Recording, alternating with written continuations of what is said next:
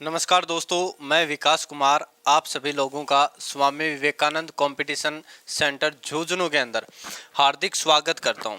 तो दोस्तों, आज हम मैथ के ऊपर चर्चा करेंगे। जो रीट की भर्ती है उस भर्ती में जो फर्स्ट लेवल है, तो फर्स्ट लेवल के अंदर एक टॉपिक दे रखा है कि संख्या पद्धति है। तो सेकंड लेवल के अंदर भी और फर्स्ट में भी, लेकिन जो फर्स्ट लेवल है उसका लेवल थोड़ा अलग है, सेकंड का थोड़ा सा डिफरेंस है, कोई ज़्यादा डिफरेंस नहीं है।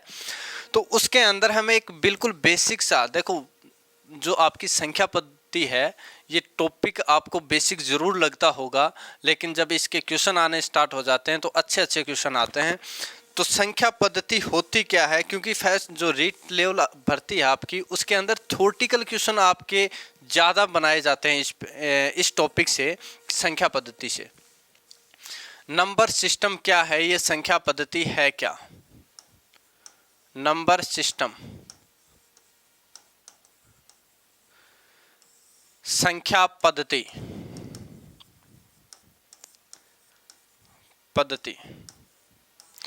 ये संख्या पद्धति क्या चीज़ है? तो संख्या को लिखने की जो विधि है या जो फॉर्मेट है संख्या को लिखने का, वो क्या होता है आपका? संख्या पद्धति होता है। जैसे किसी भी संख्या को या किसी भी नंबर को रिप्रेजेंट करने का जो सिस्टम है, वही सिस्टम क्या कहलाता है? आपका नंबर सिस्टम कहलाता है। या फिर आप ये कह सकते हो, संख्या को प्रदर्शित, संख्या को प्रदर्शित करने की पद्धति आपकी क्या कहलाती है? संख्या पद्धति कहलाती है। संख्या पद्धति कहलाती है। बिल्कुल जीरो लेवल से चलेंगे, बिल्कुल जीरो लेवल से, ठीक है। तो किसी भी नंबर को रिप्रेजेंट करने का जो तरीका है या जो विधि या जो पद्धति है, वो क्या कहलाएगी? आपकी संख्या पद्धति। अब ये बात करते हैं कि किसी भी नंबर को या किसी भी संख्या को किस प्रकार से प्रदर्शित हम कर सकते हैं। तो आपने देखी होंगी बहुत सारी संख्याएं अलग अलग टाइप से आती हैं, जैसे रोमन के अंदर भी आती हैं, बाइनरी कोड में भी आती हैं, 0 और 1 के अंदर।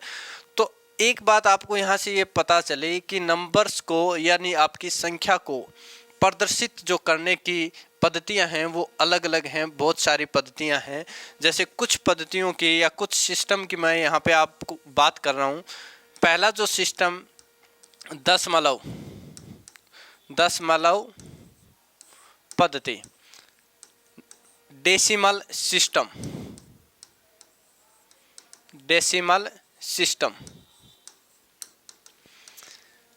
जैसे कि दशमलव पद्धति आप पढ़ रहे हो, अब रीट के अंदर ये दशमलव पद्धति है, या फिर आपने 12th तक किया है, ग्रेजुएशन कर रहे हो, तो ये दशमलव पद्धति ही आप पढ़ते आ रहे हो। बाइनरी सिस्टम है आपका द्विआधारी पद्धति,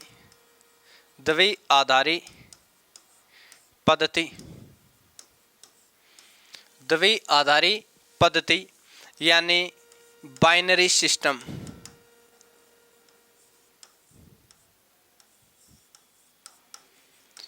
जिसके अंदर 2 ही अंक काम में लिए जाते हैं, 0 और 1। जो कंप्यूटर समझता है ना, वो बाइनरी सिस्टम को समझता है, ठीक है। Hexadecimal system,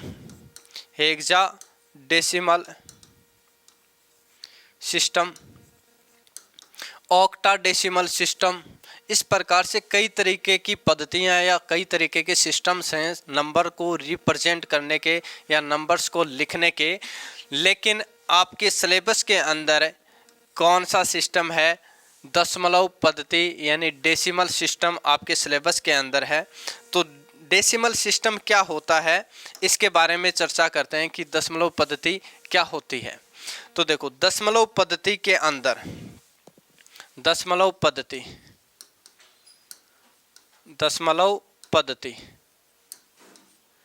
decimal system.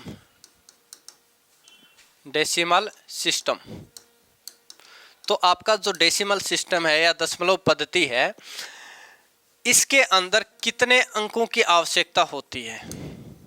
कि संख्या को लिखने के लिए दशमलव पद्धति में कितने अंकों की आवश्यकता होती है, तो दोस्तों आपके पास 10 अंक होने जरूरी हैं। दशमलव पद्धति के अंदर किसी भी नंबर को या किसी भी संख्या को लिखने के लिए कितने अंक होने जरूरी हैं? 10 अंक होने जरूरी हैं। अब कौन कौन से वो 10 अंक हैं? आपका 0, 1, 2, 3, 4, 5, 6, 7, 8, 9। कितने अंक जरूरी हैं? 10 अंक जरूरी हैं दशमलव पद्धति में किसी भी संख्या को लिखने के लिए। कौन कौन से? 0, 1, 2, 3, 4, 5, 6, 7, 8 और 9।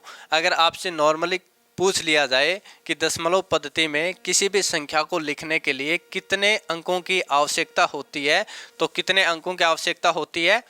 10 अंकों की आवश्यकता होती है। आप कोई भी नंबर बना सकते हैं इन 10 अंकों का प्रयोग करके, जैसे 5, 7, 9, 8, 1, 2, 0। कितना भी बड़ा नंबर आप इन अंकों का प्रयोग करके बना सकते हैं, कितनी भी बड़ी संख्या आप बना सकते हैं। अब इसके बाद में आपने संख्या बनाई, दशमलव पद्धति के अंकों का प्रयोग करके आपने संख्या बना ली। जैसे एक संख्या लिखी मैंने 2, 5, 7, 9, 8। ये मैंने एक संख्या लिख दी क्योंकि दशमलव पद्धति के अंकों का प्रयोग करके आपने संख्या बना ली। अब इन अंकों के 2 मान होते हैं। अगर अंकों से आपने संख्या बना ली है तो इन अंकों के 2 मान होते हैं। कौन कौन से मान होते हैं? एक तो होता है आपका स्थानीय मान। एक क्या होता है? स्थानीय मान। एक होता है स्थानीय मान और एक होता है आपका अंकीय मान। अंकीय मान, इसको एक और भी बोला जाता है जातीय मान। एक और क्या बोला जाता है? जातीय मान, या फिर इसको शुद्ध मान भी बोलते हैं। इसको क्या बोलते हैं? शुद्ध मान। ये 2 तरीके के किसी भी संख्या में अंक के मान होते हैं। स्थानीय मान, अंकीय मान, या जातीय मान या शुद्ध मान किसी भी अंक के। जैसे स्थानीय मान क्या होता है और अंकीय मान क्या होता है, इसको समझने के लिए एक एग्जाम्पल लिया हमने। एक संख्या लिखी 25,798। अगर मैं आपसे पूछूं कि 7 का स्थानीय मान क्या होगा? स्थानीय मान क्या होगा? स्थानीय मान का मतलब पैलेस वैल्यू।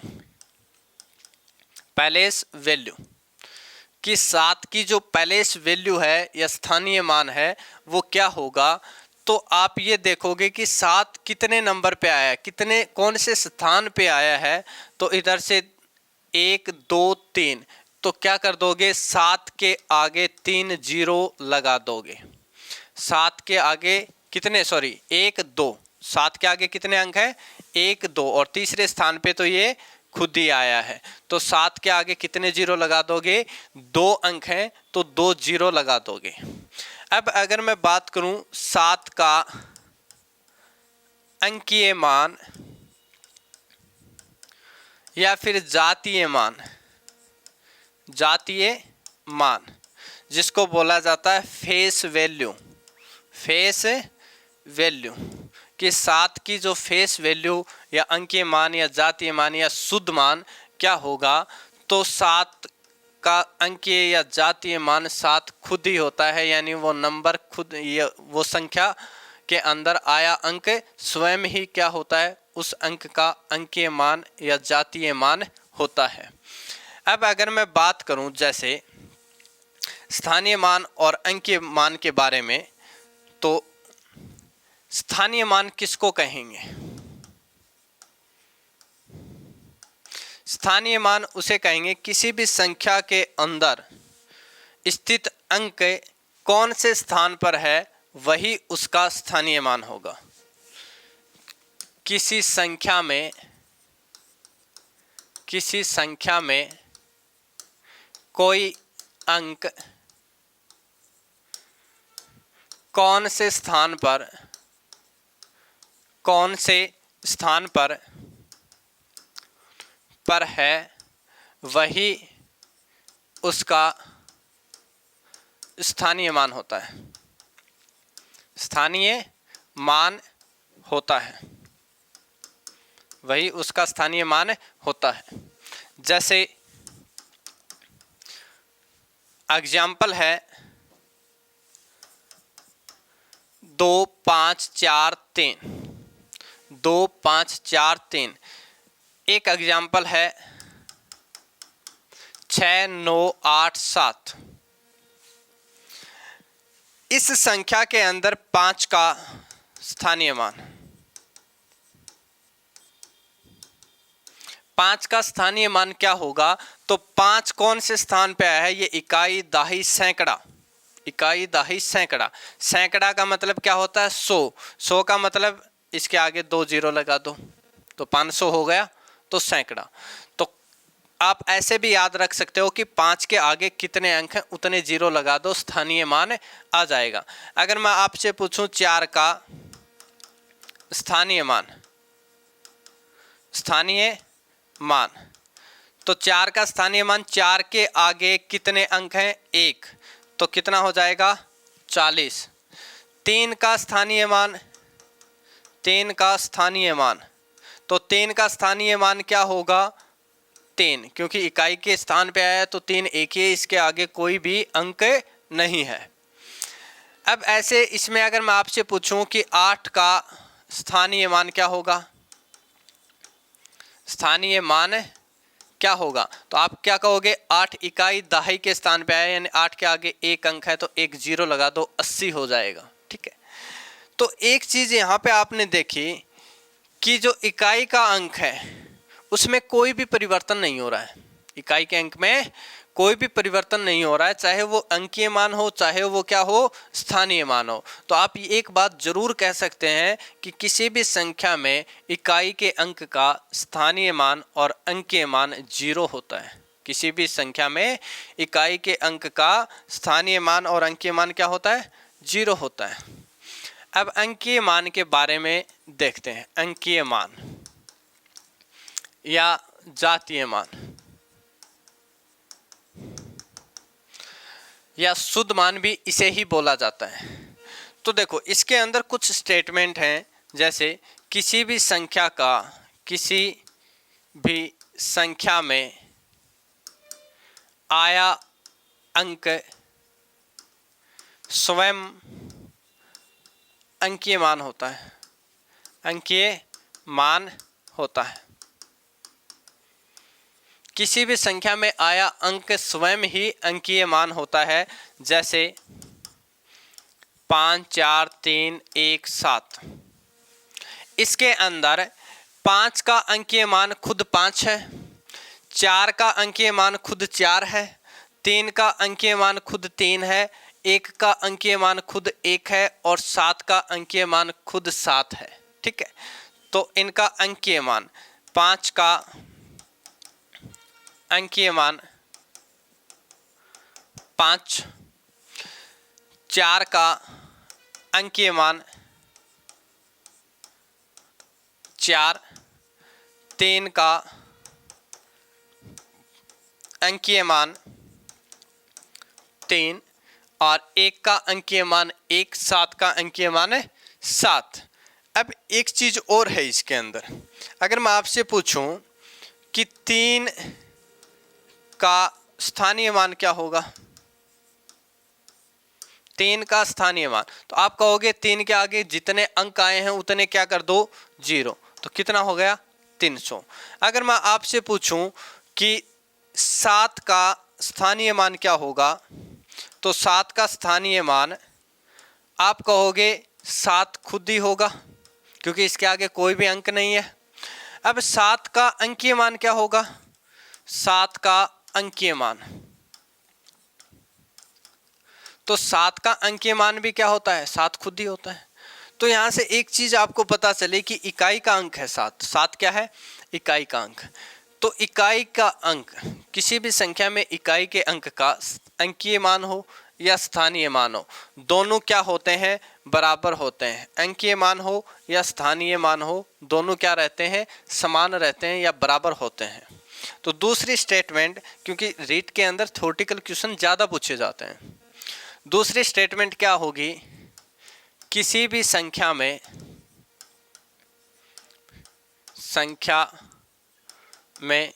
इकाई के अंक का स्थानीय मान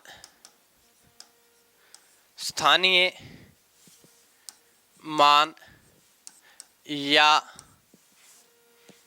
अंकीय मान बराबर रहता है, बराबर होता है या समान होता है, बराबर होता है या समान होता है। अब किसी भी संख्या में इकाई के अंक का स्थानीय मान और अंकीय मान का अंतर कितना होगा, हमेशा 0। किसी भी संख्या में इकाई के अंक का स्थानीय मान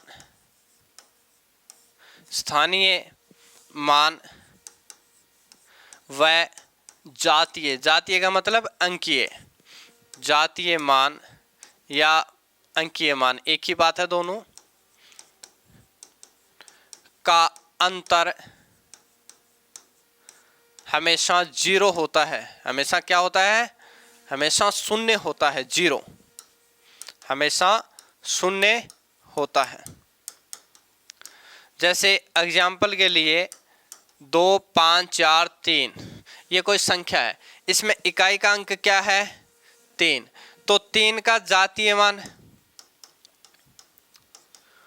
3 होगा और 3 का स्थानीय मान भी क्या होगा, 3 ही होगा, क्योंकि इसके आगे कोई भी संख्या नहीं है।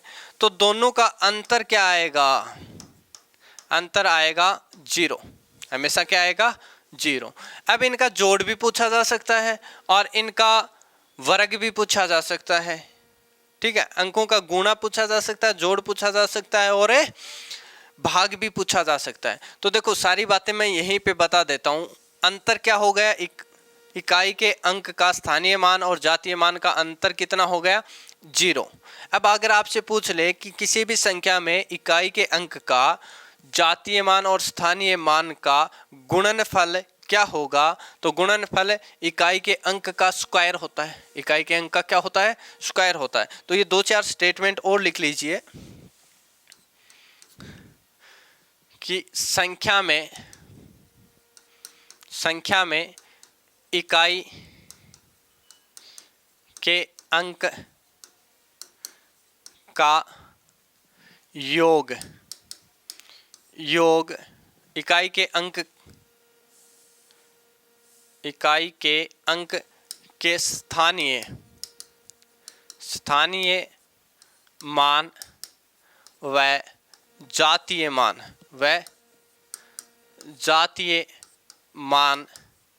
का योग क्या होगा, उस अंक का, इकाई के अंक का 2 गुना। तो इकाई के अंक का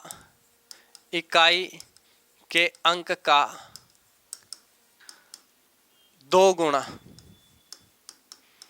गुना होता है कि किसी भी संख्या में इकाई के अंक के स्थानीय मान और जातीय मान का योग हमेशा इकाई के अंक का क्या होता है, 2 गुना होता है। गुणनफल की बात करें, इकाई के अंक के स्थानीय मान व जातीय मान का गुणनफल हमेशा क्या होगा, हमेशा अंक का, इकाई के अंक का वर्ग, हमेशा इकाई के अंक का वर्ग होता है। इकाई के अंक का क्या होता है? वर्ग होता है। और भागफल क्या होगा भाई? जैसे कि एग्जाम्पल लिया था हमने ये वाला कि 3 और 3 का जोड़ 6, तो इकाई के अंक का 2 गुना हो गया, और गुणा किया तो 3 इंटू 3, 3 का स्क्वायर हो गया यानी वर्ग हो गया। अब भाग करेंगे तो 3 के अंदर 3 का भाग दोगे 1 आएगा, तो हमेशा क्या होगा? भागफल 1 होगा। तो इकाई के अंक के स्थानीय मान व जातीय मान का गुणनफल भागफल हमेशा 1 होता है। 1 होता है। भागफल क्या होता है? हमेशा 1 होता है। अब जातीय मान और स्थानीय मान आपने देख लिए कि जातीय मान क्या होता है और स्थानीय मान क्या होता है। अब जैसे कुछ एग्जाम्पल्स अगर हम बात करें जातीय मान और स्थानीय मान या अंकीय मान निकालने की बात करें, तो यहाँ पर जैसे 5, 7, 9, 8, 7, ये कोई संख्या है। ये क्या है? कोई संख्या। इस संख्या में मैं 9 का स्थानीय मान व अंकीय मान का अंतर क्या होगा? अंतर पूछ लिया आपसे कि इस संख्या के अंदर जो अंक 9 है, 9 का स्थानीय मान और अंकीय मान का अंतर क्या होगा? तो देखिए, ये आपके पास संख्या है 57987। इसमें 9 का स्थानीय मान की अगर मैं बात करूं, स्थानीय मान, तो 9 का स्थानीय मान क्या आएगा? 9 के आगे कितने अंक हैं? 2, तो 2 0 लगा दिए, 900 आ गया स्थानीय मान।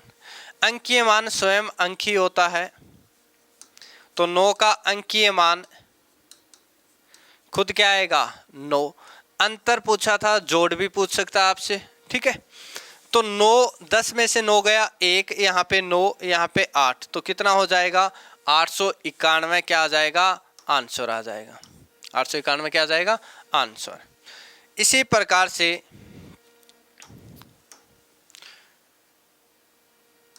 5, 9, 4, 3 में अंक 4 का स्थानीय मान व जातीय मान का गुणनफल क्या होगा?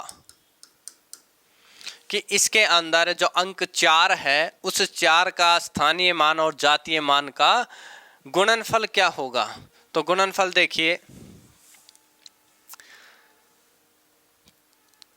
5943 के अंदर 4 का स्थानीय मान कितना आया? 4 का स्थानीय मान 4 के आगे एक अंक है तो 1 0, 40। जातीय मान 4 खुद ही होगा। इन दोनों का गुणनफल पूछा, इन दोनों का क्या पूछा? गुणनफल। तो गुणनफल क्या हो जाएगा? 160। क्या आ जाएगा? आंसर आ जाएगा। क्या आ जाएगा? 160 आंसर आ जाएगा। जैसे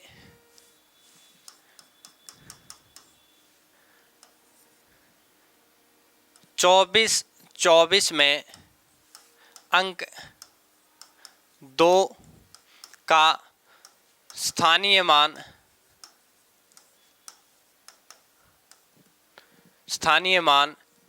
का अंतर क्या होगा? और जोड़ यानी योग भी बताना है, दोनों बताना है, ठीक है, अंतर और योग। तो देखिए, संख्या आपके पास में 24 24 है 24। अब आपको पता है कि इस 2 का स्थानीय मान तो 2 के आगे एक अंक आया है तो 20 होगा, और इसका स्थानीय मान क्या होगा, 2 के आगे कितने जीरो, 3, क्योंकि 3 अंक आए हैं तो 3 जीरो। अब इन दोनों का अंतर क्या पूछा है एक बार, तो अंतर, तो अंतर जब 2000 में से 20 घटाओगे तो 1980 कितना आ जाएगा, 1980। और जोड़ पूछा, योग पूछा, तो योग क्या आ जाएगा, 20 आ जाएगा, 2020 आ जाएगा। जोड़ क्या आ जाएगा, 2020 आ जाएगा। तो आपसे इस प्रकार से एग्जाम के अंदर अंकीय मान, जातीय मान से क्वेश्चन पूछे जा सकते हैं। जैसे एक एग्जाम्पल और लेते हैं, संख्या 3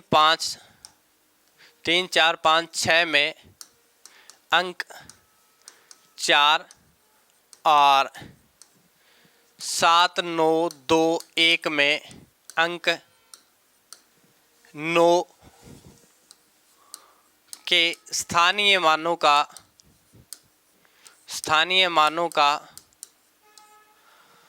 अंतर क्या होगा, स्थानीय मानों का अंतर क्या होगा, आपसे अंतर पूछा है।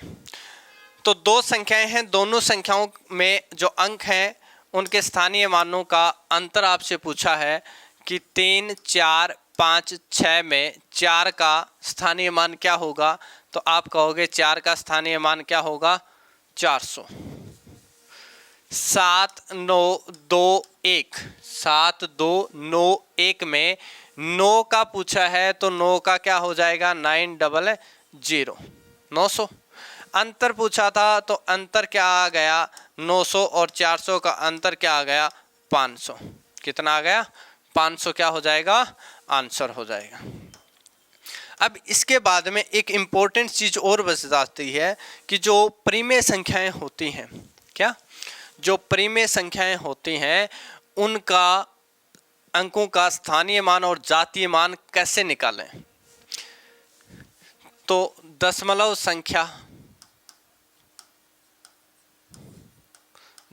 संख्या और कौन सी, परिमेय संख्या। दशमलव में कौन सी, परिमेय, क्योंकि आपकी परिमेय भी दशमलव के अंदर ही आती है। परिमेय संख्या, इनके अंदर अंकीय और जातीय मान कैसे निकालें। तो देखो, अंकीय मान या जातीय मान या शुद्ध मान किसी भी अंक का वो अंक स्वयं ही होता है। सीखना यहाँ पे स्थानीय मान के बारे में कि स्थानीय मान कैसे निकाला जाए। तो एक संख्या जैसे 2 3 5.6 7 9 8, ये एक संख्या है। तो इसके अंदर इस 1 का स्थानीय मान क्या होगा, इस 2 का स्थानीय मान क्या होगा, इस 5 का स्थानीय मान क्या होगा, ये आपसे पूछा। तो इस 1 का स्थानीय मान, मैं स्थानीय मान की बात कर रहा हूं, स्थानीय मान, क्योंकि अंकीय मान तो किसी भी अंक का स्वयं होता है। 1 का स्थानीय मान हो जाएगा, 1 के आगे 2 अंक हैं, ये नहीं पॉइंट के बाद वाले नहीं लगाने हैं। पॉइंट के बाद वाले आप पॉइंट लगाने के बाद लगा सकते हो, ऐसा नहीं कि इसके आगे 0 लगाते जाएं, क्योंकि पॉइंट आ गया तो ये संख्या यहाँ से टूट चुकी है, ये पूरी संख्या है और ये फिर पॉइंट के बाद वाली संख्या है। तो इसको आपको इस प्रकार से करना है। तो इस 1 का अंक, ये स्थानीय मान क्या हो गया, 100। अब पॉइंट के बाद में आप अपनी मर्जी से 0 लगा लो, 1 2 3 4 लगाना चाहो लगा सकते हैं, लेकिन आएगा कितना, 100 ही आया, कितना, 100। 2 का 20, इस 5 का 5, ये तो हो गया स्थानीय मान। अब दिक्कत आती है कि पॉइंट के बाद वाली संख्याओं का स्थानीय मान कैसे निकाला जाए, कि पॉइंट के बाद में जो संख्याएं हैं उनका स्थानीय मान कैसे निकाला जाए। तो जैसे मैं 8 की बात करूं तो 8 का जो स्थानीय मान होगा, तो 8 से पहले कितने अंक आए हैं उतने 0 लगा दो। 8 से पहले कितने अंक आए हैं उतने 0 लगा दो। तो 8 से पहले 3 अंक आए हैं और उससे पहले पॉइंट है, तो 8 का क्या हो गया, 0.0008। 9 का क्या हो जाएगा, 9 का हो जाएगा 2 अंक हैं तो 0.009। 7 का क्या हो जाएगा कि 0.07 और 6 का क्या हो जाएगा 0.06। ये सॉरी 0 नहीं आएगा 0.6, तो 6 का क्या हो जाएगा 0.6। यहाँ पे 0.6 था तो 6 का क्या हो जाएगा 0.6 हो जाएगा। तो इस प्रकार से पॉइंट वाली संख्याओं का आप स्थानीय मान निकाल सकते हैं। तो दोस्तों हम मैथ पढ़ रहे थे, मैथ के अंदर हमारा चल रहा था स्थानीय मान और जातीय मान। स्थानीय मान और जातीय मान के बारे में हमने पिछली क्लास के अंदर देखा था कि क्या होता है जातीय मान और क्या होता है स्थानीय मान। जातीय मान और स्थानीय मान, तो देखो इस प्रकार से आपसे जातीय मान और स्थानीय मान से क्वेश्चन कैसे एग्जाम के अंदर पूछे जा सकते हैं। तो कुछ क्वेश्चनों की हम चर्चा कर लेते हैं, उसके बाद में हमें नेक्स्ट टॉपिक के ऊपर चलेंगे। जैसे यदि किसी संख्या में, यदि संख्या में 24 कोई संख्या है, यदि संख्या में स्थान अंक 2 का, संख्या में अंक 2 का स्थानीय मान, अंक 2 का स्थानीय मान का योग व अंतर क्या होगा। एक क्वेश्चन ले लिया कि संख्या आपके पास 24 कोई संख्या है और इस संख्या में अंक 2 का स्थानीय मान और जातीय मान का योग और अंतर क्या होगा। तो देखिए स्थानीय मान और जातीय मान, 24 कोई संख्या है जिसके अंदर 2 यहाँ पर भी आया है और 2 यहाँ पर भी आया है। तो जो पहले 2 आया है इसका स्थानीय मान क्या होगा, इस 2 का स्थानीय मान 20, इस 2 का स्थानीय मान क्या हो जाएगा 20 और इस वाले 2 का स्थानीय मान क्या हो जाएगा 2000। कितना हो जाएगा 2000। स्थानीय मान कैसे निकालते हैं कि जैसे कि इस 2 के आगे कितने अंक हैं उतने 0 लगा देते हैं, इस 2 का स्थानीय मान इसके आगे कितने अंक हैं उतने 0 लगा देते हैं। इकाई के अंक का स्थानीय मान और जातीय मान दोनों क्या रहता है सेम रहता है। अगर आपसे पूछा जाए कि इकाई के अंक का जातीय मान और स्थानीय मान का योग और कितना होगा तो उसको 2 गुना कर दीजिए कि इकाई के अंक का क्या होता है 2 गुना होता है। अगर आपसे पूछा जाए कि इकाई के अंक का जातीय मान और स्थानीय मान का अंतर कितना होता है तो अंतर हमेशा 0 रहता है, अंतर हमेशा क्या रहता है 0 रहता है। अब आ जाइए क्वेश्चन के ऊपर कि इस 2 का स्थानीय मान क्या है 2000 और इस 2 का स्थानीय मान क्या है 20। अब योग पूछा तो योग कितना हो जाएगा, इसका योग हो जाएगा 2000 में 20 जोड़ोगे तो 2020, योग क्या हो जाएगा 2020 और अंतर क्या हो जाएगा, अंतर हो जाएगा 2000 में से 20 घटाओगे तो 1980। कितना हो जाएगा 1980। इस प्रकार से आपसे योग अंतर के अलावा गुणनफल भी पूछा जा सकता है। जैसे संख्या 5, 6, 8, 9 में अंक 6 तथा 5, 7, 9 में अंक 7 का स्थानीय मान का योग, स्थानीय मान का योग क्या होगा, स्थानीय मान का योग क्या होगा।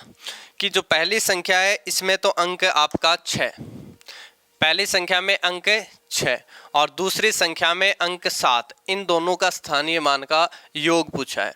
तो इस 6 का स्थानीय मान क्या होगा 600 और इस 7 का स्थानीय मान क्या होगा 700, इस 7 का स्थानीय मान क्या होगा 700। दोनों का योग करोगे तो योग कितना आ जाएगा दोनों का 600 + 700 कितना 1300, योग कितना आ जाएगा 1300 योग आ जाएगा इसका। इसी प्रकार से जैसे आपसे ये भी पूछा जा सकता है कि संख्या 6894 में अंक 8, का स्थानीय मान, अंक 8 का स्थानीय मान तथा अंक 4 का स्थानीय मान का गुणनफल क्या होगा? गुणनफल क्या होगा? तो एक संख्या है, इसके अंदर दो अंकों का, एक का स्थानीय मान और दूसरे का भी स्थानीय मान। इस 8 का स्थानीय मान अगर आप देखोगे तो 8 का स्थानीय मान कितना हो जाएगा कि 8 के आगे 1 और 2 अंक हैं तो 2 जीरो लगा दोगे, 800। अब आपको पता है अंक 4 इकाई का अंक है, तो इकाई के अंक का स्थानीय मान और जातीय मान क्या होता है? सेम ही होता है। तो 4 का 4 दोनों का गुणनफल आपसे पूछा था, तो 800 × 4, 8 चौके 32 और 2 जीरो क्या आ जाएगा? 3200। इसका क्या आ जाएगा? आंसर आ जाएगा। जैसे अगले एग्जाम्पल की अगर मैं बात करूं, संख्या 59.698 में अंक 5 का स्थानीय मान, अंक 5 का स्थानीय मान तथा अंक 8 का स्थानीय मान, अंक 8 का स्थानीय मान का योग क्या होगा? का योग क्या होगा? इनका योग आपसे पूछा है कि पॉइंट वाली संख्याओं का स्थानीय मान किस प्रकार से निकालते हैं, हमने पिछली क्लास के अंदर देख चुके हैं। तो देखिए, इस 5 का स्थानीय मान क्या होगा? 50। अब ऐसा नहीं करना है क्योंकि यहाँ पे क्या आ चुका है, आपका पॉइंट आ चुका है, तो पॉइंट के बाद वाली संख्याओं को नहीं गिना जाता है। इसके आगे कितनी संख्या? 1, तो 1 जीरो लगा देते हैं, ठीक है। अब पॉइंट के बाद में आया आपका 8, पॉइंट के बाद में क्या है? 8। तो पॉइंट से पहले कितने अंक हैं 8 के, उतने जीरो लगा दीजिए, 1 2, तो 2 जीरो लगा दिए और पॉइंट। इन दोनों का योग पूछा था, तो योग करोगे तो कितना आ जाएगा? 50.008। 50.008 इसका क्या हो जाएगा? आंसर हो जाएगा। तो ये थे दोस्तों, इस प्रकार से आपसे जातीय मान और स्थानीय मान के बारे में पूछा जा सकता है। अब क्लासिफिकेशन ऑफ नंबर की बात करते हैं। किसकी बात करते हैं? संख्याओं का वर्गीकरण। संख्याओं का वर्गीकरण। कि संख्याओं का वर्गीकरण हम किस प्रकार से कर सकते हैं, कितने टाइप की संख्याएं होती हैं। तो आप लोग जैसे पढ़ते हो कि प्राकृत संख्या, पूर्ण संख्या, सम, विषम, भाज्य, अभाज्य, ये संख्याएं कहाँ से बनी? कि ऐसा कोई ना कोई तो नंबर होगा जिससे ये संख्याएं बनती गई, तो वो था आपका सहमिश्र संख्या, कॉम्प्लेक्स नंबर। सहमिश्र संख्या क्या था? सहमिश्र संख्या। भाई ऐसी कोई तो संख्या होगी जो आपके माइंड के अंदर घूम रही होगी। जैसे कुछ संख्याओं को तो आप लोग जानते हो, कुछ संख्याओं को आप लोग नहीं जानते, यानी जो केवल आपकी कल्पनाओं के अंदर पनप रही हैं, वो संख्याएं भी होती हैं। जैसे सहमिश्र संख्या क्या होती है कि सहमिश्र संख्या को जब हम लिखते हैं तो इस प्रकार से लिखते हैं, a + आयोटा b। किस प्रकार से लिखते हैं? a + iota b। अब यहाँ पे a और b वो संख्याएं हैं जो वास्तव में हैं, जो वास्तव के अंदर क्या है? हैं, यानी उनको हम बोलते हैं वास्तविक संख्या। वास्तविक संख्या, जो संख्याएं वास्तव में हैं उसको हम क्या बोलते हैं? वास्तविक संख्या। और एक वो संख्या जो वास्तव में है ही नहीं, जो आपकी केवल कल्पनाओं के अंदर है, उसे हम आयोटा से रिप्रेजेंट करते हैं। आयोटा क्या है? एक काल्पनिक नंबर है, इसका नाम क्या होता है? आयोटा। और ये क्या है? एक काल्पनिक है। ये क्या है? काल्पनिक नंबर है एक। इस आयोटा की अगर मैं बात करूं, तो देखो दोस्तों, आयोटा है आपका, आयोटा का जो मान है वो कितना होता है? तो आयोटा तो आप लोग सोचोगे काल्पनिक है। आयोटा क्या है? काल्पनिक है। तो अगर मैं अंडर रूट के अंदर माइनस में अगर कोई संख्या लिख दूं तो वो सारी कैसी होंगी? काल्पनिक होंगे। अगर अंडर रूट के अंदर माइनस अगर मैंने लिख दिया तो वो सारी संख्याएं क्या होंगी, माइनस काल्पनिक होंगे। क्यों? क्योंकि अंडर रूट में कभी माइनस नहीं आता है, अंडर रूट में कभी माइनस नहीं आता। जैसे आयोटा की अगर मैं बात करूं तो आयोटा का जो मान होता है वो होता है माइनस अंडर रूट -1। अब अगर मैं आयोटा स्क्वायर की बात करूं, आयोटा स्क्वायर की बात करूं तो आयोटा स्क्वायर हो जाएगा आपका माइनस अंडर रूट और इसका स्क्वायर। तो आप कहोगे अंडर रूट हट जाएगा और कितना आ जाएगा, -1। कितना आ जाएगा, -1। अब देखिए ये तो काल्पनिक था आयोटा, बट इसका मान आया -1।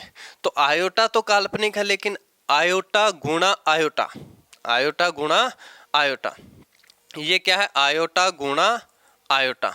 अब आयोटा गुणा आयोटा यानी दो काल्पनिक संख्याओं का गुणनफल, दो काल्पनिक संख्याओं का गुणनफल आपके सामने क्या आ गया, एक वास्तविक संख्या आ गया। अब अगर मैं आयोटा क्यूब की बात करूं, आयोटा क्यूब, तो आप कहोगे आयोटा स्क्वायर इंटू आयोटा, यही होता है आयोटा क्यूब। और इसका मान कितना आया, आयोटा स्क्वायर का मान होता है बेटा -1, और ये -1 इंटू आयोटा क्या आ गया, माइनस आयोटा, यानी फिर से क्या आ गई, काल्पनिक संख्या आ गई। अगर मैं आयोटा की पावर 4 की बात करूं, आयोटा की पावर 4 की बात करूं तो आप लोग कहोगे आयोटा का स्क्वायर गुणा आयोटा का स्क्वायर, यानी कि आयोटा का स्क्वायर गुणा आयोटा का स्क्वायर -1 गुणा -1। अब आपको पता है माइनस और माइनस का गुणा क्या हो जाता है, प्लस हो जाता है, और कितना आ जाता है, 1 आ जाता है। तो आप ऐसे बोल सकते हो कि काल्पनिक संख्याओं को अगर सम बार गुणा किया जाता है तो वो वास्तविक संख्याएं प्राप्त होती हैं। अगर उन्हीं काल्पनिक संख्याओं को विषम बार गुणा किया जाता है, कितनी बार, विषम बार गुणा किया जाता है, तो वो काल्पनिक संख्या ही रहती है। तो इससे आपको ये पता चला कि जो आपका ये संख्या है समिश्र संख्या, इसका ये वाला जो भाग है इसमें कोई काल्पनिक थोड़ी है, तो ये होता है इसका वास्तविक भाग। क्या होता है, वास्तविक भाग होता है ये बेटा, इसका क्या होता है, वास्तविक भाग होता है।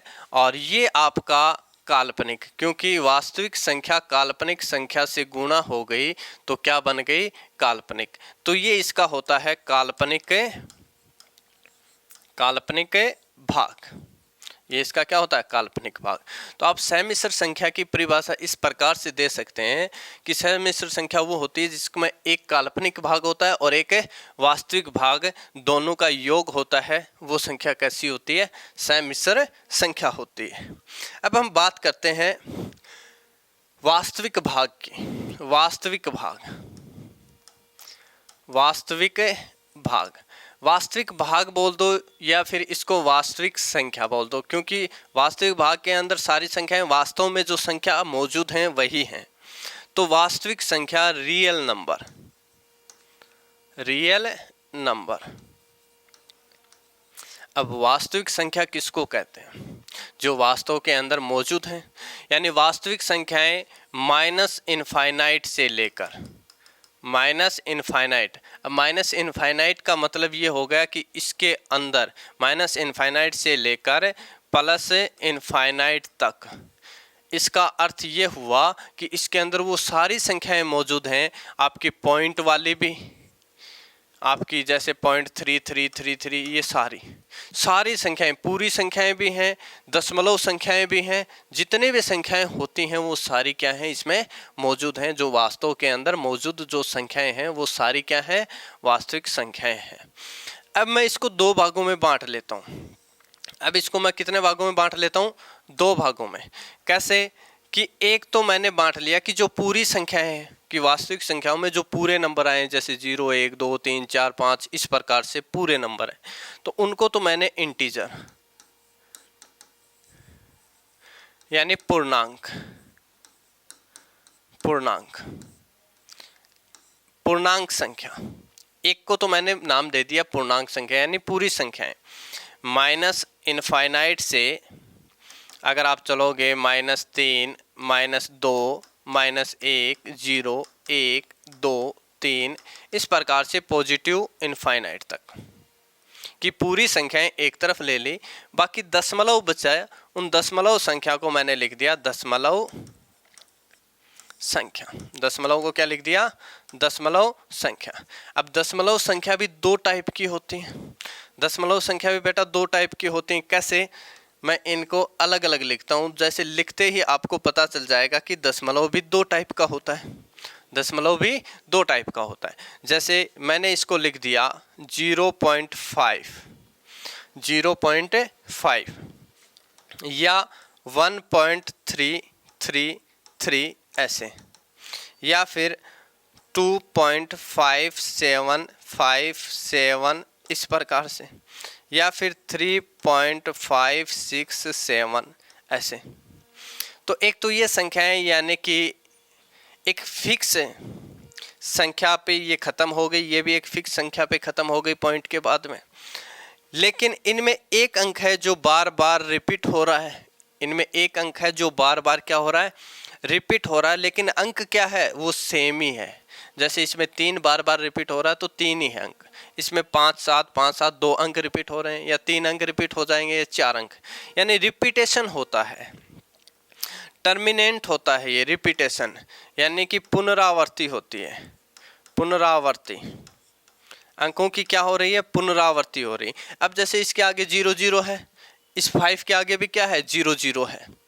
तो ऐसी संख्याओं को देखो, इसके इस रिपीटेशन को रोकने के लिए आप इसको ऐसे भी लिख सकते हो 1.3 के ऊपर बार, 1.3 के ऊपर बार।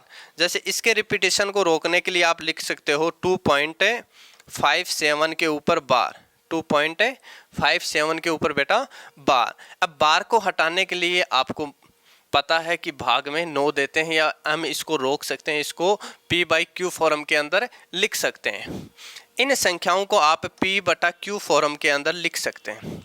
जैसे इसका पॉइंट हटाएंगे तो भाग में 10, इनका पॉइंट हटाएंगे तो भाग में 9, 1 सही 1/9, इसका पॉइंट हटाएंगे तो 2 सही 57/99, इसका पॉइंट हटाएंगे तो 3 डिजिट, पॉइंट के बाद में कितने डिजिट हैं? 3। तो 3 डिजिट हैं तो 3 जीरो लगा दोगे भाग में, यानी 1000 का भाग दे दोगे। इनको p/q फॉर्म में लिख सकते हैं, और q क्या नहीं होना चाहिए? 0। q क्या नहीं होना चाहिए? 0। तो इन संख्याओं को कैसी संख्याएं बोलते हैं? इस प्रकार की संख्याओं को परिमेय संख्या, इस प्रकार की संख्या को क्या बोलते हैं बेटा? परिमेय संख्या बोलते हैं। क्या बोलते हैं? परिमेय संख्या। अब परिमेय संख्या ही आपकी क्या होती हैं? भिन्न होती हैं। परिमेय संख्या सारी क्या है आपकी? भिन्न है। सारी क्या है? भिन्न है। अब एक पॉइंट ऐसा आता है कि 1.325679153 यानी ख़त्म ही नहीं होता, और अंक भी रिपीट नहीं होते हैं। ख़त्म नहीं होता और अंक भी क्या नहीं होते?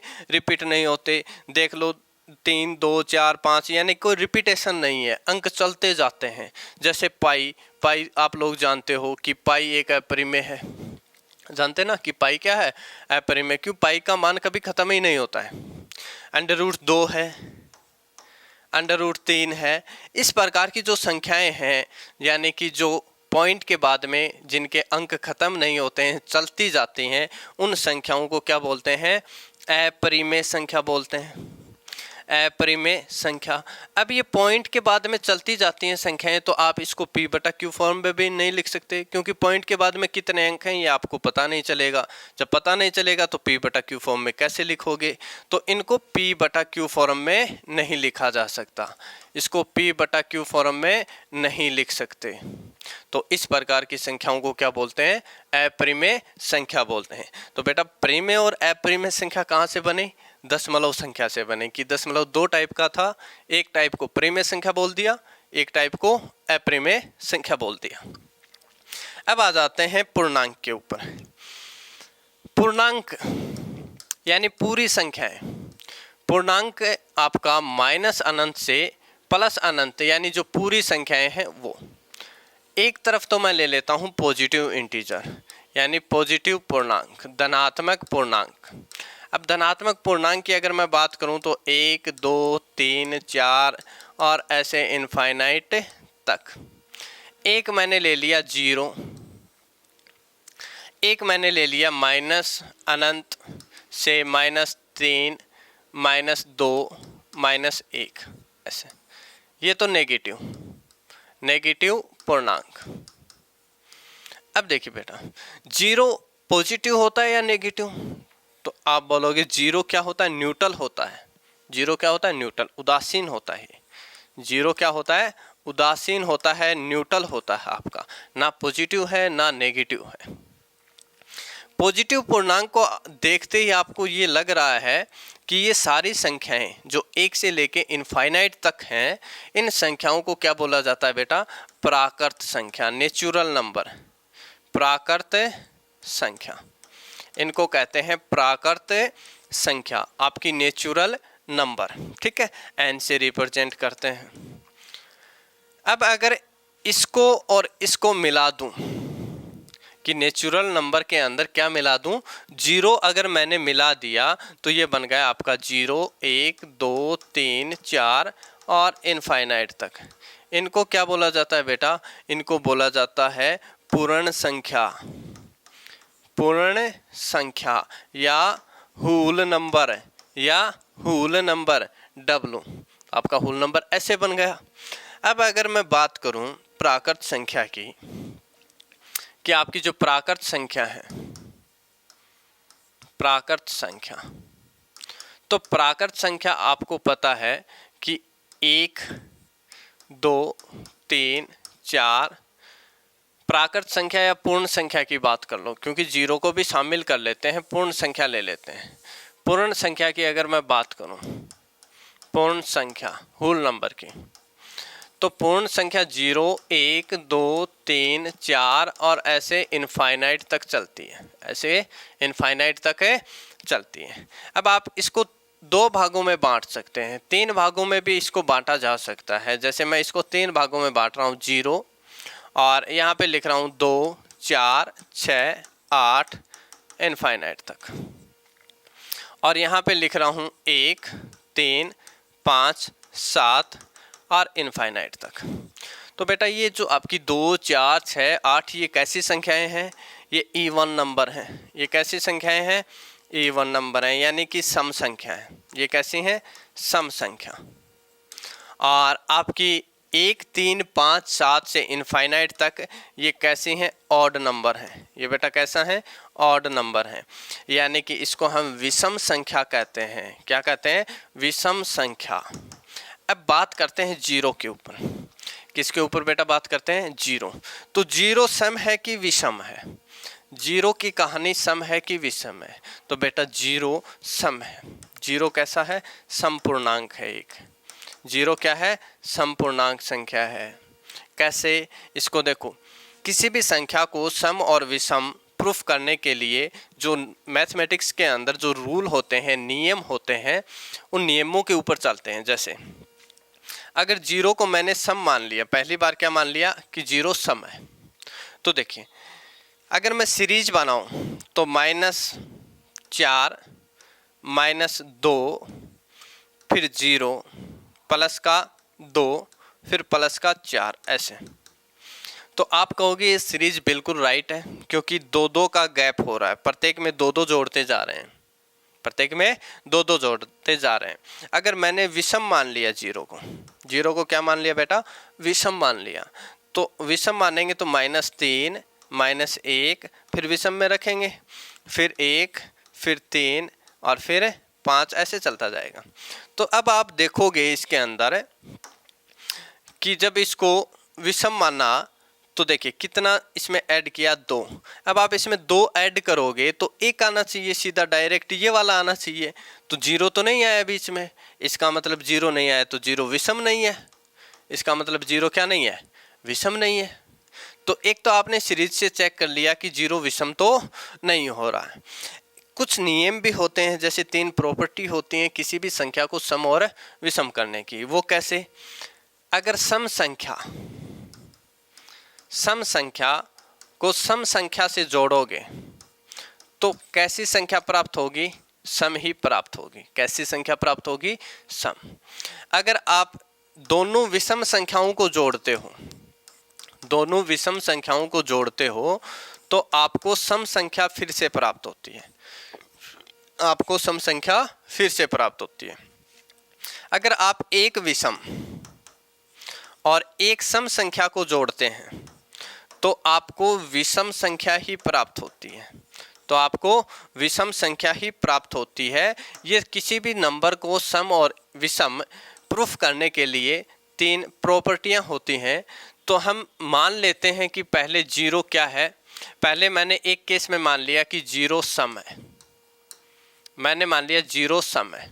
जब जीरो सम है तो आप लिखोगे जीरो, दूसरी कोई भी सम संख्या जैसे आपने 2 ले ली तो क्या आया, 2 सम आया ना। तो इसका मतलब ये प्रॉपर्टी ठीक है, काम कर रही है। अगर आपने जीरो विषम ले लिया, जीरो क्या ले लिया, विषम। अगर जीरो को विषम मान लिया आपने तो जीरो को विषम मानोगे तो जीरो, फिर एक विषम संख्या 3, तो क्या आया 3। अब 3 सम थोड़ी है, 3 तो विषम है, यानी ये प्रॉपर्टी लागू नहीं हुई, ये प्रॉपर्टी लागू नहीं हुई। इसका अर्थ जीरो सम है, विषम तो नहीं है। जीरो क्या है, सम है। अगर इसमें जैसे आपने जीरो ले लिया विषम, इसमें 2 नियम करते हैं। पहले मैं मान लेता हूँ जीरो को सम, जीरो को मैंने पहले मान लिया सम है, तो सम माना तो आपने 3 लिखा विषम और एक जीरो सम रख दिया तो 3, यानी प्रॉपर्टी लागू हो रही है। जब आपने जीरो को विषम माना, जीरो को विषम माना तो यहाँ पे जीरो विषम कर दिया आपने, फिर कोई सम नंबर ले लिया 2, तो कितना आया 2, जबकि ये की बात गलत है क्योंकि विषम आना चाहिए था। तो इन तीनों प्रॉपर्टियों से ये प्रूफ हो जाता है कि जीरो क्या है, एक सम पूर्णांक संख्या है। जीरो क्या है बेटा, एक सम पूर्णांक संख्या है। उसके बाद में हम चलते हैं जैसे इन्हीं पूर्णांकों को लेके कि पूर्णांक को फिर से हम बांट देते हैं, पूर्णांक को फिर से हमें बांट देते हैं। पूर्णांक थे आपके 0, 1, 2, 3, 4, 5 से इनफाइनाइट तक। इनको फिर से हम बांट देते हैं, कैसे, भाज्य और अभाज्य संख्याओं में। कैसे बांट देते हैं, भाज्य और अभाज्य संख्याओं में। तो एक तो होता है आपका भाज्य संख्या या यौगिक संख्या जिसको बोलते हैं, भाज्य संख्या, जिसको यौगिक संख्या भी कहते हैं, यौगिक, यौगिक संख्या। और एक अभाज्य संख्या, एक अभाज्य संख्या। तो आपने परिभाषा पढ़ी भी होगी भाज्य संख्या की। और एक मैं ले लेता हूं बीच में एक भी ले लिया। अब देखो कुछ यहाँ पे छोटी छोटी बातें हैं जो अधिकतर बच्चों को पता नहीं होती हैं कि जीरो भाज्य है या अभाज्य है। अगर मैं जीरो की बात करूं तो जीरो भाज्य है कि जीरो के अंदर सभी संख्याओं का भाग जाता है, जीरो के अंदर सभी संख्याओं का भाग जाता है। तो जैसे जीरो और जीरो के बाद में भाज्य संख्या 4, उसके बाद में 6, उसके बाद में 9 और ऐसे चलती जाते हैं इनफाइनाइट तक। ठीक है, अब देखिए भाज्य संख्या हैं ये, तो इनके अगर मैं गुणनखंड की बात करूं, इनके किसके गुणनखंड के, तो इसका गुणनखंड 1 का भाग जाता है, इसमें 2 का भाग भी जाता है, इसमें 4 का भाग भी जाता है। कितने गुणनखंड हो गए, कितने गुणनखंड हो गए, 1, 2 और 4 हो गए। अब जीरो की अगर मैं बात करूं तो जीरो तो जीरो ही है, जीरो तो जीरो ही है। अब जीरो भाज्य जरूर है, प्रत्येक संख्या से भाग जाता है, लेकिन फिर भी हम इसको भाज्य संख्या में नहीं लिखते हैं, फिर भी हम इसको भाज्य संख्या में नहीं लिखते हैं। क्यों नहीं लिखते हैं, इस जीरो की कहानी देखिए, इस जीरो की कहानी की चर्चा कर रहे हैं। पहले मैं इसके गुणनखंड भी बता देता हूं आपको। 1 का भाग जाता है, इसमें 2 का जाता है, इसमें 3 का भी जाता है, इसमें 6 का भी जाता है। अगर मैं भाज्य संख्या की बात करूं, अभाज्य संख्या की, तो बेटा अभाज्य संख्या वो संख्याएं जिसके अंदर खुद का और 1 का 2 का ही भाग जाता है, तीसरी का नहीं जाता है। ये आपने परिभाषा पढ़ी है। अब इन चीज़ों को प्रूफ करने के लिए हमें कुछ कंसेप्ट देखेंगे। ये मैं गुणनखंड तभी लिख रहा हूँ, एक नई परिभाषा का विकास करेंगे यहाँ पे। एक जैसे एक तो यहाँ पे आ चुका है, 2, 3, 5, 7, 11 इस प्रकार से। ठीक है, अब इनके गुणनखंड की अगर चर्चा करें तो इसमें 1 का भाग जाता है और 2 का, यानी 1 का और संख्या खुद का 2 का ही भाग जाता है, तीसरी का नहीं जाता। इसका 1 का जाता है, 3 का जाता है, 1 का जाता है, 5 का जाता है। तो आप ये बोल सकते हैं, और इस 1 की भी चर्चा कर लेते हैं साथ में। इस 1 के अंदर 1 का ही जाता है, इस 1 के अंदर 1 का ही जाता है और किसी का नहीं जाता है।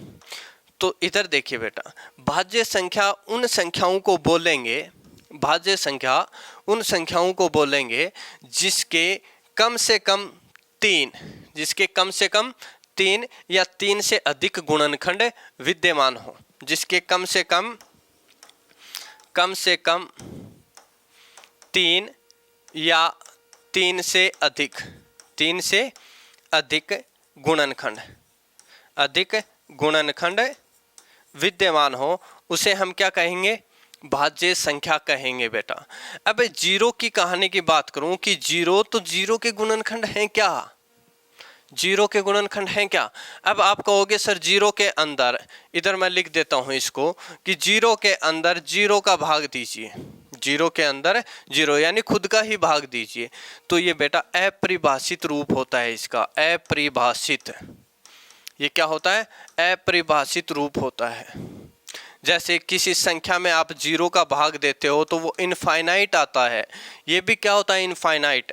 ये भी अपरिभाषित होता है, यानी इसकी कोई एक परिभाषा नहीं होती, इसकी कोई एक परिभाषा नहीं होती है।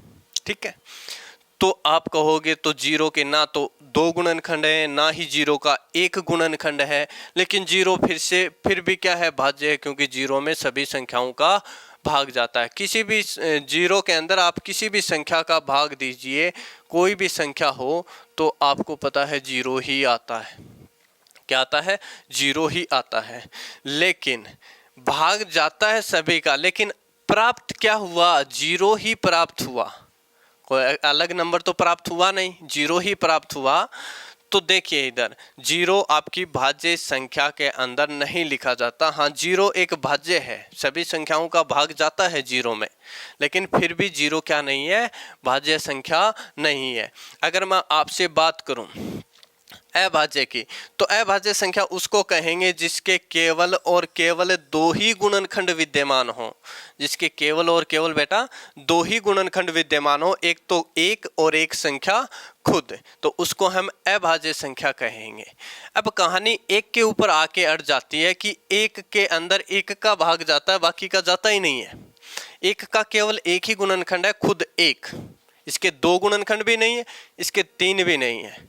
तो ये ना तो भाज्य है, एक क्या है? ना तो भाज्य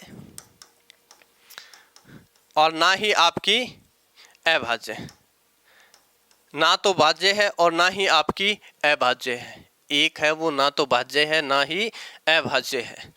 अब देखिए, अगर आपसे पूछ लिया जाए कि सबसे छोटी भाज्य संख्या, सबसे छोटी भाज्य संख्या, तो बेटा सबसे छोटी भाज्य संख्या, सबसे छोटी भाज्य संख्या, सबसे छोटी भाज्य संख्या क्या होगी? 4। सबसे छोटी पूर्ण वर्ग संख्या, सबसे छोटी पूर्ण वर्ग भाज्य संख्या 4। अगर ऐसे पूछे तो भी। अगर आपसे पूछ ले कि सबसे छोटी विषम भाज्य संख्या, सबसे छोटी विषम भाज्य संख्या क्या होगी बेटा? 9 होगी। इसी प्रकार से अगर आपसे पूछ ले कि सबसे छोटी अभाज्य संख्या, सबसे छोटी अभाज्य संख्या 2, सबसे छोटी अभाज्य सम संख्या 2, सबसे छोटी विषम अभाज्य संख्या 3, सबसे छोटी विषम अभाज्य संख्या 3। तो ये थे दोस्तों भाज्य अभाज्य के बारे में, ये थे दोस्तों भाज्य अभाज्य के बारे में। इसके बाद में आता है आपकी अगली संख्या सह अभाज्य संख्या, सह अभाज्य संख्या। सह अभाज्य संख्या यानी को प्राइम नंबर, को प्राइम नंबर। अब को प्राइम नंबर क्या होता है? को प्राइम नंबर ऐसे 2 नंबर, ऐसी 2 संख्याएं जिनका HCF, ऐसी 2 संख्याएं जिनका HCF मैस है क्या हो? 1 हो, यानी दोनों के अंदर कॉमन कुछ भी नहीं हो। अब जैसे आप लिख दोगे कि 2 और 3 कुछ भी कॉमन है क्या? नहीं है। जैसे आपने लिख दिया 5 और 9, कुछ कॉमन है क्या? नहीं है। जैसे आपने लिख दिया कि 3 और 8, कुछ कॉमन है क्या? नहीं है। यानी जिनका HCF 1 होगा वो संख्याएं क्या होंगी? सह-अभाज्य संख्याएं होंगी। वो क्या होंगी? सह-अभाज्य संख्याएं होंगी। फिर जैसे एक संख्याएं मैं कुछ इस प्रकार से लिखता हूं।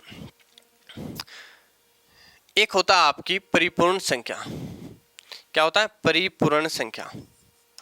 परिपूर्ण संख्या यानी परफेक्ट नंबर। परफेक्ट नंबर, परिपूर्ण संख्या। परफेक्ट नंबर क्या होता है? देखिए, एक आपका यौगिक अभाज्य भी होता है। यौगिक अभाज्य के अंदर दोनों संख्याएं क्या होती हैं? यौगिक या युग्म अभाज्य संख्या। अगर मैं बात करूं युग्म अभाज्य संख्या की, परफेक्ट नंबर हम यहाँ पे देख लेंगे और या फिर युग्म अभाज्य अगली स्लाइड पे देख लेंगे। आप देखिए परफेक्ट नंबर किसको बोलते हैं? परफेक्ट नंबर ऐसी संख्या जिसके स्वयं को छोड़कर गुणनखंडों का योग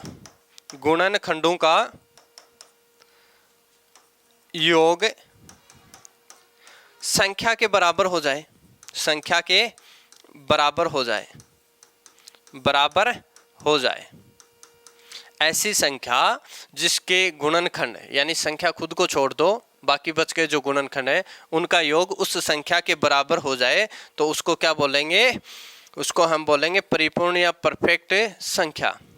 जैसे अगर मैं 6 की बात करूं तो 6 के अगर आप गुणनखंड निकालोगे तो 6 का गुणनखंड 1 का भाग जाता है, इसमें 2 का भाग जाता है बेटा, इसमें 3 का भाग जाता है और इसमें 6 का। इसके ये हो गए गुणनखंड। क्या हो गए? गुणनखंड। अब बेटा गुणनखंडों के अंदर भी किसको छोड़ना है? संख्या खुद को। इसको नहीं गिनना है, संख्या खुद को छोड़कर बाकी बच गई उन गुणनखंडों का योग अगर संख्या के बराबर होता है तो वो संख्या क्या है? परफेक्ट नंबर है, आपकी परिपूर्ण संख्या है। तो सबसे छोटी ये कैसी है? सबसे छोटी परिपूर्ण संख्या है ये। ठीक है। अगर मैं 28 की बात करूं तो आप कहोगे 28 में 1 का भाग जाता है, 2 का जाता है। 28 में 1 का भाग जाता है, 2 का जाता है, 4 का जाता है। 4 के बाद में इसमें 7 का भाग जाता है। फिर किसका जाता है? 7 का भाग जाता है। 7 के बाद में इसमें भाग जाता है 14 का, फिर 28 का। फिर किसका जाता है? 28 का भाग जाता है।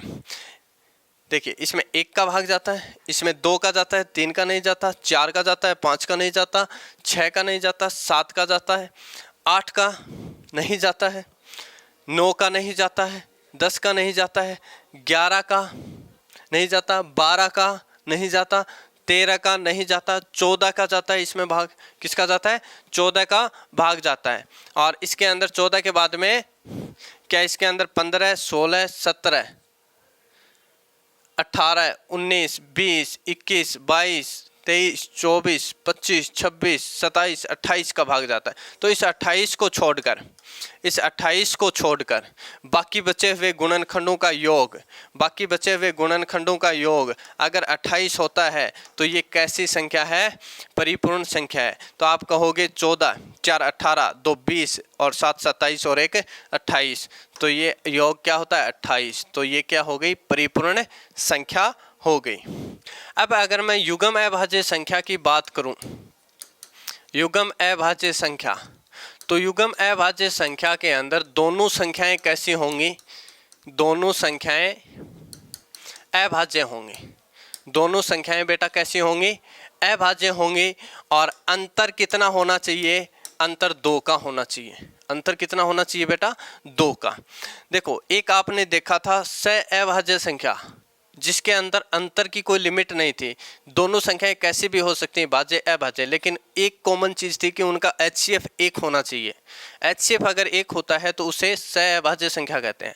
अब इनका अंतर 2 होना चाहिए, HCF तो इनका भी 1 आएगा। HCF क्या आएगा? 1 आएगा, क्योंकि अभाज्य संख्याओं का HCF यानी मैस है, कुछ कॉमन नहीं होता, 1 ही होता है। लेकिन अंतर क्या होना चाहिए, 2 होना चाहिए। अंतर क्या होना चाहिए, 2। जैसे अगर मैंने लिख दिया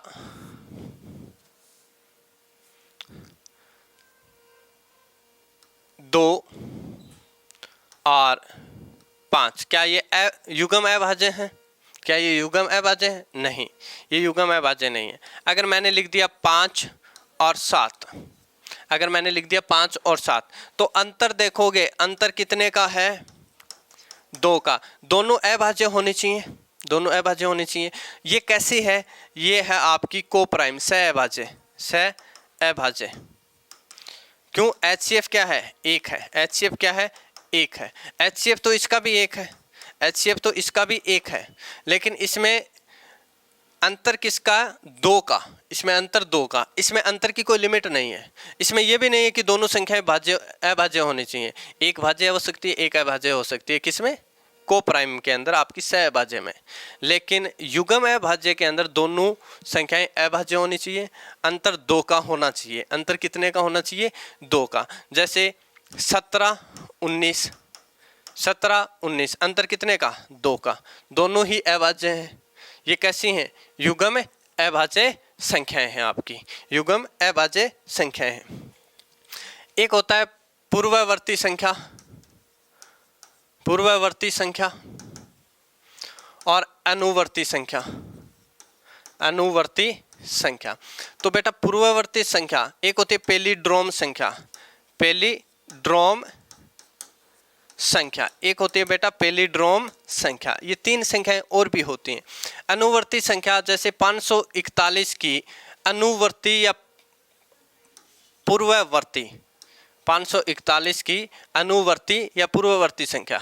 तो पूर्ववर्ती की संख्या का मतलब इससे पहले, पूर्ववर्ती क्या हो जाएगी, इससे पहले वाली 540। अनुवर्ती मतलब बाद वाली, इसके बाद में 542। पैलिड्रोम संख्या, पैलिड्रोम संख्या उन संख्याओं को कहते हैं जो दोनों तरफ से पढ़ने पर, पैलिड्रोम संख्या उन संख्याओं को कहते हैं जो दोनों तरफ से पढ़ने पर समान पढ़ी जाएं, दोनों तरफ से पढ़ने पर समान पढ़ी जाएं, वो संख्याएं क्या होती हैं, पैलिड्रोम संख्याएं होती हैं। जैसे 121, इस साइड से पढ़ लो या इस साइड से पढ़ लो 121 ही रहेगा। जैसे ये हो गया, जैसे ये हो गया, और भी आप बना सकते हो, और भी आप बना सकते हो। जैसे इसको पढ़ोगे, लेफ्ट साइड से पढ़ो या राइट साइड से, सेम पढ़ी जानी चाहिए। उन संख्याओं को क्या बोलते हैं, पैलिड्रोम संख्याएं कहा जाता है। तो ये थे दोस्तों आपके संख्याओं पर आधारित है क्लासिफिकेशन, या नंबरों का जो क्लासिफिकेशन आपका, संख्याओं का वर्गीकरण, वो कितने टाइप की संख्याएं। अब इन पे कंसेप्ट बन जाते हैं कि अभाज्य संख्याएं। जैसे मैं अभाज्य संख्या की एक बार फिर से बात करता हूँ। अभाज्य संख्या की अगर मैं बात करूं, जैसे आपने लिखा 2 3 5 7 11 13 17, इस प्रकार से आपने लिखा। तो 5 या 5 से बड़ी, 5 या 5 से बड़ी जितनी भी अभाज्य संख्याएं होती हैं, 5 या 5 से बड़ी जितनी भी अभाज्य संख्याएं होती हैं, वो 6n ± 1 रूप की होती हैं। कि इनके अंदर 6 का भाग देने पर, या फिर आप ये कह सकते हो कि 6 का भाग देने पर, शेष फल 1 या 5 बचता है। शेष फल या तो 1 बचता है या 5 बचता है। जैसे आपने n का मान 1 रखा तो 6 एकम 6 -1 5 आ गया। जैसे आपने n का मान 1 रखा, 6 एकम 6 प्लस का 1 लिया तो 7 आ गया। n का मान 2 रखा आपने, 6 दूनी 12, 12 में से 1 घटाया तो आ गया 11, और 6 दूनी 12 में 1 जोड़ दिया तो क्या आ गया 13। जैसे आपने n का मान 3 लिया तो 6 3 18, 18 में से 1 कम हुआ 17। तो 5 या 5 से बड़ी जितनी भी अभाज्य संख्याएं होती हैं, वो सारी अभाज्य संख्याएं या तो 6n ± 1 रूप की होती हैं, या फिर आप ये कह सकते हो कि 6 का भाग देने पर शेषफल 1 या 5 प्राप्त होता है। और बाकी इसकी नेक्स्ट क्लास के अंदर चर्चा करेंगे।